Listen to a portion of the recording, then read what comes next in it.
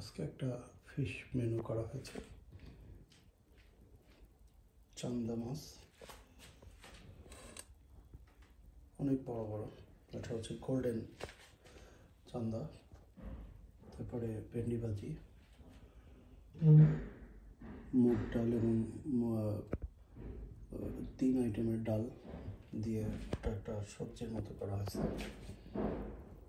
সালাদ, এটা হচ্ছে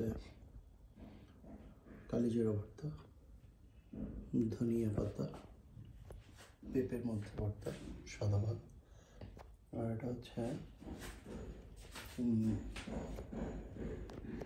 বুটের ডাল এবং মসুরির ডাল এবং আরেকটা ডাল আছে, ওটা 3টে ডাল, মুগের ডাল। মাছের উপরে একটা রসুন আছে। আপনারা কিন্তু মেনুটা করতে পারেন।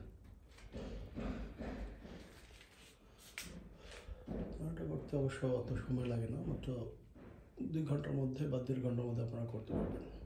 সবাইকে শুভেচ্ছা।